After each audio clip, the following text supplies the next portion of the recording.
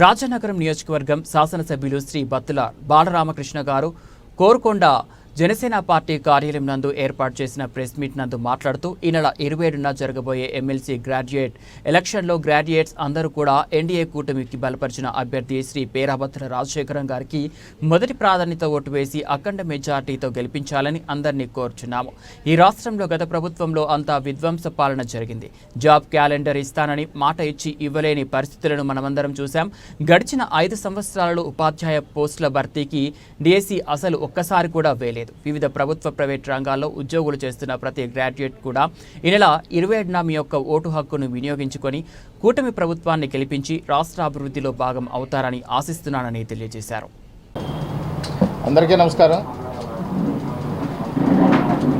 రేపు 27న జరగబోవు graduates MLC ఎలక్షన్లో graduates అందరూ ఈ యొక్క ఎన్డీఏ కూటమి అభ్యర్థి అయినటువంటి శ్రీ పేరాబత్తుల రాజశేఖరం గారికి మొదటి ప్రాధాన్యత ఓటును వేసి అఖండ మెజారిటీతో గెలిపించాలని అందరినీ కూడా కోరుతున్నాము.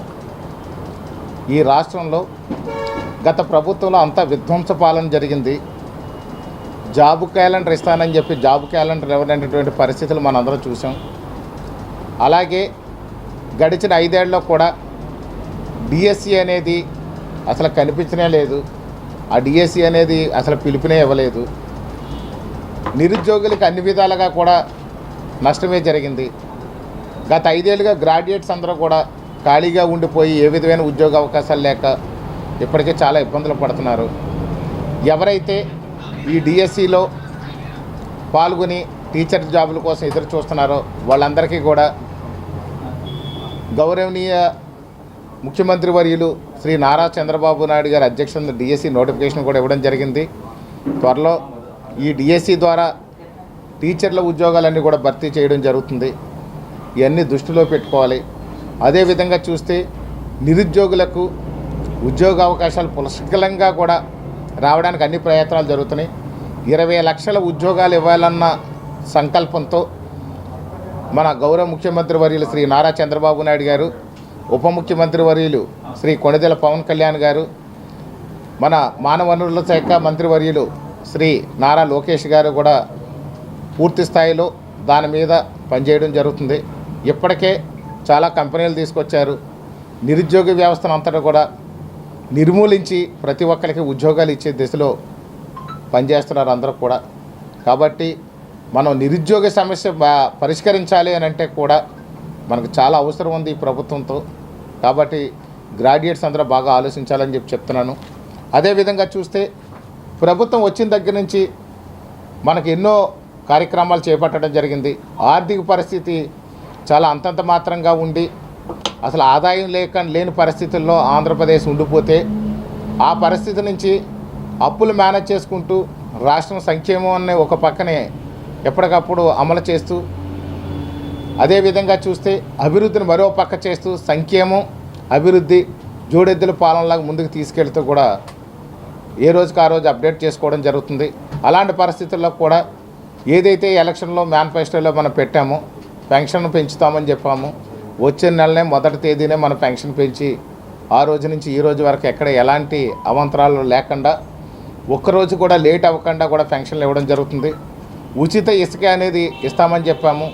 ఆ ఉచిత ఇసుకని కూడా ఒక పారదర్శకంగా ఉచిత ఇసుక పూర్తి స్థాయిలో అందజేశాము.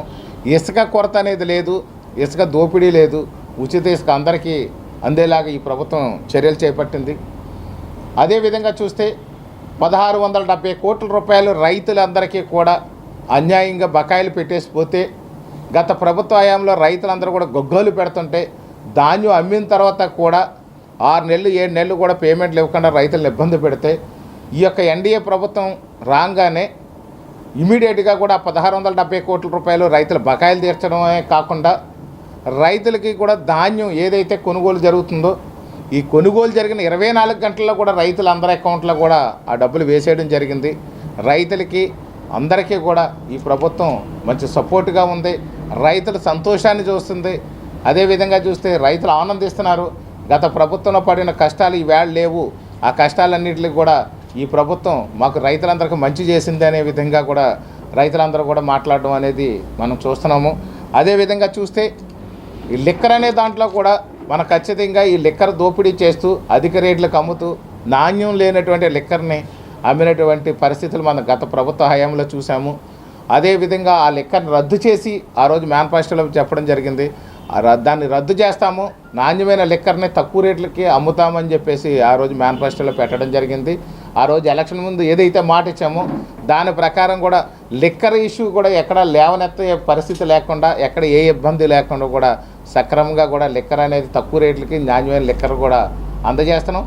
దానివల్ల ప్రజలు ఒక డబ్బు సేవ్ అవుతూనే కాకుండా ఎవరైతే కొంచెం మద్యం ప్రియులు ఉంటారో వాళ్ళకు డబ్బు సేవ్ అవుతుంది, మరో పక్క వాళ్ళ ఆరోగ్యం కూడా వాళ్ళకి సక్రమంగా ఉండే విధంగా కూడా మనం చర్యలు తీసుకున్న ప్రభుత్వం.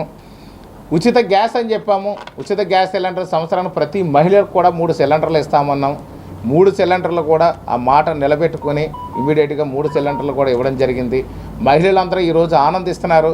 ఏదైతే ఎన్డీఏ కూటమిలో ఎలక్షన్ల ముందు చెప్పారో, మేనిఫెస్టోలో చెప్పారో అది కూడా అమలు చేశారని చెప్పి మహిళలందరూ కూడా ఆనందిస్తున్నటువంటి పరిస్థితి మనం చూసాం. డిఎస్సి నోటిఫికేషన్ అనేది మనం ఏదైతే చెప్పామో డిఎస్సి నోటిఫికేషన్ కూడా ఇచ్చాం. త్వరలో డిఎస్సి భర్తీలు కూడా జరుగుతాయి. అదేవిధంగా చూస్తే మనం గత ఎలక్షన్లో చూస్తే మనం చాలా ఇబ్బందులు పడ్డాం. ముఖ్యంగా చూస్తే టీచర్లందరూ కూడా గుర్తుంచుకోవాల్సినటువంటి విషయం, నా విన్నపం టీచర్లకి ఏంటంటే, మీరు గురువులు బాగా గుర్తు చేసుకుని ఈ యొక్క కూటమి ఎమ్మెల్సీ అభ్యర్థిని గెలిపించాల్సినటువంటి అవసరం ఉంది. ఎక్కడ ఎలాంటి ప్రలోభాలకు లోను కావద్దని చెప్పి మిమ్మల్ని అందరూ కూడా విన్నవించుకుంటున్నాను నేను. ఎందుకంటే గత వైసీపీ పాలనలో ఈ గురువులైనటువంటి గురువు అనేవాడు దైవంతో సమానం అని చెప్పేసి మన పురాణాలు ఇతిహాసాలు చెప్తుంది. అలాంటి పరిస్థితుల్లో ఈ గురువులందరినీ కూడా దగ్గర పెట్టి మందు అమ్మించిన విషయాన్ని మీరు అందరూ గుర్తు చేసుకోవాలి. ఈ యొక్క లిక్కర్ని, బ్రాందీ, విస్కీ, జిన్ను ఇవన్నీ దగ్గరుండి మీ చేత అమ్మించినటువంటి వైసీపీ ప్రభుత్వాన్ని మీరు ఒకసారి గుర్తు చేసుకోవాలి. ఎలాంటి విధ్వంసం పాల్పడ్డారో, ఎన్ని రకాలుగా ఇబ్బంది పడ్డారో, టీచర్లు సినిమా టికెట్లు అమ్మడం ఏంటి, టీచర్లు మందు అమ్మడం ఏంటి, టీచర్లు బాత్రూంలు ఫోటోలు పెట్టడం, బాత్రూంలు కడిగించడం అనే పనులు ఎంత దారుణంగా చేయించారో మీరందరూ కూడా, టీచర్లు అందరూ కూడా, మీరు ఉపాధ్యాయులు, గురువులు మీరందరూ కూడా గుర్తు చేసుకుని ఆ గుర్తు ఎరిగి మీరందరూ కూడా కూటమి అభ్యర్థి పేరాబత్తుల రాజశేఖరం గారికి ఓటు వేయాలని చెప్పి మరోసారి మిమ్మల్ని కోరుతున్నాను. అదేవిధంగా చూస్తే ఏదైతే రాబోయే రోజుల్లో మనకి రేపు జూన్కే మన ఇక్కడ ఖచ్చితంగా సూపర్ 6లో ఉన్నటువంటి ఉచిత బస్సు పథకం ఏదైతే మహిళలందరికీ ఉచిత బస్సు ఏదైతే ఉందో రేపు జూన్లో మనం ఇస్తున్నాము. ఎందుకంటే పాడైపోయిన బస్సులతో ఇక్కడ ఆంధ్రప్రదేశ్ రోడ్డు రవాణా వ్యవస్థ అనేది గతం నుంచి ఉంది. గత ఏదైతే వైసీపీ పాలనలో ఒక్క బస్సు కూడా కొనుగోలు అనేది చేయడం జరగలేదు. కాబట్టి ఆ బస్సులు కొనుగోలు చేయకపోవడం వల్ల బస్సులు పాడైపోయి రిపేర్లు ఉండిపోయి ఉంది. ఇప్పుడు 1570 బస్సులను కొనుగోలు చేస్తున్నాం. కొన్ని బస్సులు ఆల్రెడీ డెలివరీ చేశారు, మిగిలిన బస్సులు కూడా వస్తాయి. కాబట్టి జూన్ నాటికి మహిళలందరికీ కూడా, మహిళామ తల్లికి ఏదైతే మాట ఇచ్చామో ఆ ఉచిత బస్సును ఖచ్చితంగా అమలు చేస్తాం. అదేవిధంగా రాబోయే అకాడమిక్ ఇయర్ ఏదైతే రేపు స్కూల్స్ తీస్తారో ఆ టైంకి ఖచ్చితంగా ఈ యొక్క తల్లికి వందనం ఎంతమంది పిల్లలు ఉంటే అంతమంది పిల్లలకు కూడా ఎలక్షన్ల ముందు చెప్పాము. అలాగే సూపర్ 6 మేనిఫెస్టోలో కూడా పెట్టాము. ప్రతి బిడ్డకి కూడా 15,000 రూపాయలు ఇస్తామని. ఖచ్చితంగా తల్లికి వందనం. ఆర్థిక విధ్వంసానికి పాల్పడిన వైసీపీ ప్రభుత్వం నుంచి ఇప్పుడిప్పుడే తేరుకుంటున్నాం. కాబట్టి ఏది ఏమైనా కానీ రేపు జూన్లో అకాడమిక్ ఇయర్లో దానికి ఖచ్చితంగా పిల్లలందరికీ కూడా తల్లికి వందనం అనేది అమలు చేస్తామని చెప్పి మరోసారి గుర్తు చేస్తున్నాను. అదేవిధంగా అన్నదాత సుఖీభవ, ఈ యొక్క రైతులకు ఏదైతే పెట్టుబడి నిమిత్తం డబ్బులు ఇస్తామన్నామో ఈ రేపొద్దున ఖరీఫ్ నాటికి ఏదైతే ఖరీఫ్ నాడు రైతులందరికీ పెట్టుబడులు అవసరం ఉంటాయో ఆ పెట్టుబడి టైంకి కూడా ఖచ్చితంగా దాన్ని కూడా మేము అమలు చేస్తాం. ప్రభుత్వం చెప్పినటువంటి ఇచ్చినటువంటి హామీలు, చెప్పినటువంటి మాటల్ని అన్నిటిని అమలు చేస్తూ కూడా ఈ యొక్క రాబోయే రోజుల్లో చెప్పినటువంటి ప్రజలకు అవసరమైనవి, ఆంధ్రప్రదేశ్లో ప్రజలు సుభిక్షంగా ఉండడం కోసం, సంతోషంగా ఉండడం కోసం, ఆరోగ్యంగా ఉండడం కోసం, ఆర్థికంగా బలపడడం కోసం చెప్పనివి కూడా చేసి ఆంధ్రప్రదేశ్ని బలపెట్టే దిశలో మేమందరం కూడా ప్రయత్నం చేస్తున్నాం. ముఖ్యంగా నిరుద్యోగులకు కానీ చూసుకున్నట్లయితే మంచి ఉద్యోగ అవకాశాలు కల్పించడానికి చూస్తున్నాము. ఇప్పుడు మనకి ఇండస్ట్రీస్ అన్నీ కూడా వస్తున్నాయి. త్వరలో అన్నీ కూడా ఇండస్ట్రీస్ కూడా డెవలప్ చేయబోతున్నాము. ఖచ్చితంగా మీరందరూ అన్నీ దృష్టిలో పెట్టుకోండి. యువత కోసం, నిరుద్యోగుల కోసం, టీచర్ల కోసం, ఈ రాష్ట్ర భవిష్యత్తు కోసం, సంక్షేమం కోసం రైతుల కోసం నిరంతరం శ్రమిస్తున్నటువంటి ఎన్డీఏ ప్రభుత్వం మీరందరూ కూడా ఆలోచించండి. ఇలాంటి ప్రజల కోసం ఎప్పుడైతే పనిచేసే ప్రభుత్వం ఉంటుందో అది ఖచ్చితంగా మాత్రం ప్రజలు సపోర్ట్ ఇవ్వాల్సినటువంటి అవసరం ఉంటుంది. ఎందుకంటే ఈవేళ శాసనసభలో మీ అందరికీ తెలుసు అఖండ మెజారిటీతో గెలిపించి ఒక్కొక్కరికి మంచి మంచి మెజారిటీలు ఇచ్చారు. బ్రహ్మాండమైనటువంటి మెజారిటీతో శాసనసభ ఉంది. కానీ ఈవేళ కౌన్సిల్ అనే దానికి కొంచెం మనకి ఇబ్బందులు ఉన్నాయి. కొన్ని బిల్లులు పాస్ అవ్వాలంటే ఖచ్చితంగా ప్రభుత్వానికి ఎమ్మెల్సీ కూడా అవసరం. అదేవిధంగా మనకి ఎమ్మెల్సీ ఈ రాజశేఖరం గారికి కూడా పేరాబత్తుల రాజశేఖరం గారికి కూడా ఒక మంచి విద్యావంతులు, దాంతోపాటు ఒక మంచి వ్యక్తే కాకుండా నిరంతరం కూడా పార్టీ కోసం పనిచేసినటువంటి వ్యక్తి, ఒక సామాన్య కుటుంబం నుంచి వచ్చారు. వారు నిరంతరం సేవ చేయడానికి సిద్ధంగా ఉన్నారు. కాబట్టి పేరాబత్తుల రాజశేఖరం గారికి మొదటి ఓటు ప్రాధాన్యతగా ఇచ్చి వారికి ఒకటనే నెంబర్తో మీరందరూ ఓటేసి గెలిపించాలని చెప్పేసి మరీ కోరుతున్నాను. అదేవిధంగా చూస్తే ఎవరైతే బయట సాఫ్ట్వేర్ ఇంజనీర్లు గానో ఇతర జాబులు రీత్యా కానీ లేదు ప్రభుత్వ ఉద్యోగాలైనా సుదూర ప్రాంతాల్లో ఉన్న వాళ్ళందరూ కూడా ఆ రోజుని ఖచ్చితంగా 26 ఎటు తిరిగి శివరాత్రి వచ్చింది. 27 వచ్చేసరికి మనకి ఎలక్షన్ కాబట్టి ఆ రోజు సెలవు ప్రకటించింది. ఖచ్చితంగా మీకు కష్టమైనా కొంచెం ఇబ్బంది అయినా ఖర్చు అయినా కానీ మీరు అన్యదా భావించొద్దు. ఈ యొక్క మంచి ప్రభుత్వం అనేది నడపడానికి కావాల్సినటువంటి సపోర్ట్ మీరు ఇవ్వాల్సినటువంటి అవసరం ఉంది. మీరు గ్రాడ్యుయేట్, ఉన్నత విద్య పొందినవారు, మీరు మేధావులు కాబట్టి మీరందరూ కూడా సపోర్ట్ ఇచ్చి గెలిపిస్తేనే రేపొద్దున్న ఈ రాష్ట్రానికి ఇంకా మంచి భవిష్యత్తు తీర్చిదిద్ది సంక్షేమం అభివృద్ధి చేయడానికి ఉంటుంది. నిరుద్యోగ వ్యవస్థ నిర్మూలించడానికి అవకాశం ఉంటుంది. కాబట్టి ప్రతి ఒక్కరూ కూడా మీరు ఆలోచించి మీరు ఆ రోజు ఖచ్చితంగా ఎంత శ్రమ అయినా మీకు ఎన్ని పనులు ఉన్నప్పటికి కూడా ఓటును అనేది వినియోగించుకోవడం మీ బాధ్యత. కాబట్టి గ్రాడ్యుయేట్స్, మేధావులు అందరూ కూడా ఖచ్చితంగా ఎలక్షన్లో పాల్గొని ఈ ఎలక్షన్లో మీ అమూల్యమైన ఓటుని మన పేరాబత్తుల రాజశేఖరం గారికి వేసి మొదటి ప్రాధాన్యత ఓటును వేసి గెలిపించాలని కోరుతున్నాము. నారా చంద్రబాబు నాయుడు గారికి, పవన్ కళ్యాణ్ గారు, అదేవిధంగా పురంధేశ్వరి గారు 3 పార్టీలు కలిసి బలపరిచినటువంటి అభ్యర్థి మన పేరాబత్తుల రాజశేఖరం గారు. గౌరవ ముఖ్యమంత్రి వర్యులు, ఉప ముఖ్యమంత్రి వర్యులు బలపరిచి వారు కూడా శ్రమ తీసుకుని పనిచేస్తున్నారు.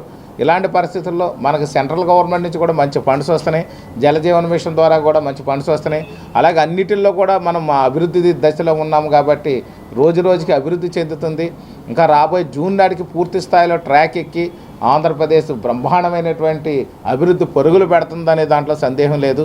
కాబట్టి మీ సపోర్ట్ చాలా అవసరం. కాబట్టి ఈ గ్రాడ్యుయేట్స్ అందరూ కూడా మరొకసారి పేరాబత్తుల రాజశేఖరం గారికి మీరు మొదటి ప్రాధాన్యత ఓటును వేసి అఖండ మెజార్టీతో గెలిపించాలని మిమ్మల్ని అందరినీ కోరుతున్నాను. Thank you. అంటే జనరల్గా వాళ్ళకి ఫస్ట్ నుంచి కూడా పేటీఎం బ్యాచ్ అనేది వైసీపీ ప్రభుత్వానికి ఉంది. ఏదేదో పోస్టులు పెడతారో ఆ పోస్టులు పెడితే కూడా ఏది వాళ్ళు చెప్పుకుంటే పోతే దాని గురించి వాళ్ళ గురించి ఎక్కువ మాట్లాడటం కూడా అనవసరం. అది వాళ్ళకి ఏంటంటే ఒక మంచిదానికి సపోర్ట్ చేయడం రాదు, చెడ్డదానికి తీసుకెళ్తారు. ఎందుకంటే హిందువుల మనోభావాలు దెబ్బతీయడం అనేది చాలా తప్పు. ఒక ముఖ్యమంత్రి గారు ఆలోచనకి తగ్గట్టుగా ఉండాలి, రాష్ట్రం బాగుండాలనుకుంటారు. వాళ్ళు ఎప్పుడు చూసినా కానీ ఏదో విధంగా మనుషులు వేధించే దాంట్లో ఉంటారు. గతంలో భార్యలు, పిల్లలు, ఆడవాళ్ళు, ఇంట్లో వాళ్ళ గురించి మాట్లాడారు. ఈరోజు బాడీలో పార్టీల గురించి మాట్లాడుతున్నారు. వాళ్ళ విజ్ఞతకే వదిలేస్తున్నాము. ఎందుకంటే పవన్ కళ్యాణ్ అనేవాళ్ళు వారికి తెలిసినటువంటి సనాతన ధర్మం, పురాణాలు, ఇతిహాసాలు బాగా చదివి ఉన్నారు. వారు చాలామందికి తెలియక ఏం చేస్తారంటే మనకు సాంప్రదాయాలు నదీ స్నానం చేసేటప్పుడు ముఖ్యంగా సట్టది లేకుండా ఒక అంగోస్త్రంతో స్నానం చేయాలని చెప్పేసి ఉంటుంది.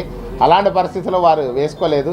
దానికి బట్టలు లేని దానికి తీసుకొచ్చి వాళ్ళు ఇంకా కొంత యాడ్ చేసి వాళ్ళు ఏదో మార్పింగ్ చేసి ఏదో చేస్తున్నారు. ఖచ్చితంగా మాత్రం ప్రభుత్వం వాళ్ళ మీద చర్యలు తీసుకుంటుంది. కానీ ఒక్కటే మా నాయకుడు చెప్తాడు, పవన్ కళ్యాణ్ గారు అయితే మా నాయకులు ఒకటే చెప్తారు, వాళ్ళ పేటీఎం బ్యాచ్ గురించి వదిలేసి ముందు అభివృద్ధి మీద దృష్టి పెట్టండి. ఆంధ్రప్రదేశ్ అభివృద్ధి పడాలి. యువతంతా కూడా గత 5 ఏళ్ళుగా కూడా చాలా ఇబ్బందులు పడ్డారు. యువతకు మంచి జరగడం మీద దృష్టి పెట్టండి, రైతులకు మంచి జరగడం మీద దృష్టి పెట్టండి, ఆంధ్రప్రదేశ్ అభివృద్ధి చెందడం మీద దృష్టి పెట్టండి తప్ప ఇలాంటి చిన్న విషయాల మీద దృష్టి పెట్టొద్దని చెప్పి మా అధ్యక్షులు వారు, ఉప ముఖ్యమంత్రి వర్యులు చెప్తుంటారు. దాని గురించి విషయం కాదు. ఇప్పుడు మాత్రం మన ఎమ్మెల్సీ అభ్యర్థి శ్రీ పేరాబత్తుల రాజశేఖరం గారిని మాత్రం అఖండ మెజారిటీతో గెలిపించాలని మిమ్మల్ని కోరుతాం.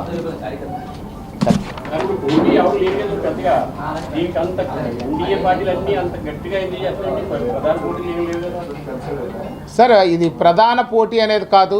నిజానికి పోటీ లేదు కానీ దీంట్లో కొంతమందిని వాళ్ళు ఇండైరెక్ట్గా డైరెక్ట్గా పోటీ చేయలేక, అంటే ధైర్యం ఉన్నవాడు దమ్మున్నవాడు డైరెక్ట్గా వస్తాడు, దమ్ము లేనాడు ధైర్యం లేనివాడు కూడా వెనక నుండి పోట్లు పడుతూ ఉంటారు.